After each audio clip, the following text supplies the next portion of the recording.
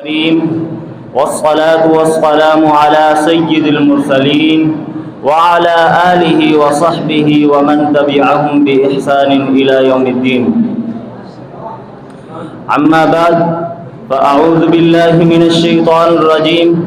بسم الله الرحمن الرحيم. كل نفس ذائقة الموت وإنما توفون أجوركم يوم القيامة. سامعین وقار، آج مجھے جس عنوان پر گفتگو کرنے کا موقع ملا ہے اس کا موضوع ہے ہر نفس نے موت کا ذائقہ چکھنا ہے۔ عزت قرآن مجید میں فرماتے ہیں کل نفس ذائقۃ الموت ہر جان نے موت کا ذائقہ چکھنا ہے، کا پورا بدلہ دیا جائے گا۔ حضرات گرامی قدر، یہ دنیا کی زندگی عارضی اور فانی زندگی ہے، کبھی نہ ختم ہونے والی حقیقی زندگی وہ ہے جو موت کے بعد شروع ہوگی۔ یہ دنیا ہمارے لیے ایک امتحان ہے جس کا رزلٹ ہمیں آخرت میں ملے گا۔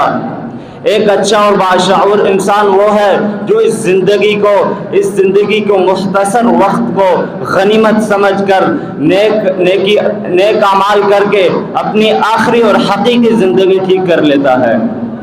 حضرات گرامی قدر، یہ دنیا مسافر خانہ ہے، اس میں ہر آنے والا مسافر کچھ دیر کے لیے ٹھہرتا ہے پھر اپنی منزل کی طرف روانہ ہو جاتا ہے۔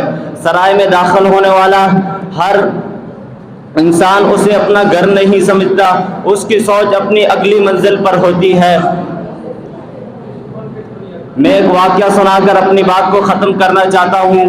ایک بادشاہ اپنے تخت کے اوپر، اپنے عالی شان محل میں اپنے تخت کے اوپر بیٹھا ہوا تھا اور دربار لگا ہوا تھا۔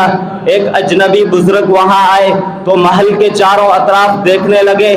بادشاہ سلامت نے کہا، بزرگ جی آپ کیا دیکھ رہے ہیں؟ بزرگ کہنے لگے، یہ محل مجھے پسند نہیں۔ بادشاہ سلامت نے بولا، یہ دنیا کے عالی شان محلات میں سے ایک محل ہے، آپ کو یہ پسند نہیں، آپ اس کو سرائے کہہ رہے ہیں۔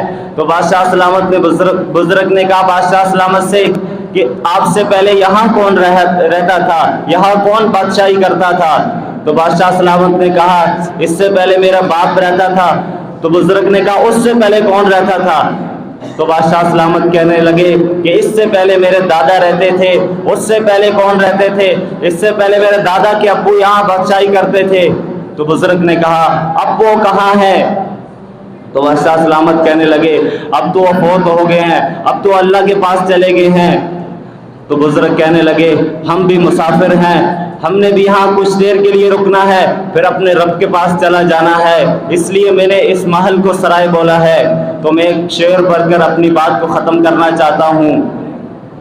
ٹھکانہ قبر ہے کچھ تو عبادت کر انسان، ٹھکانہ قبر ہے کچھ تو عبادت کر انسان، روایت ہے کہ خالی ہاتھ کسی کے گھر جایا نہیں کرتے۔ وآخر دعوانا الحمدللہ رب العالمین۔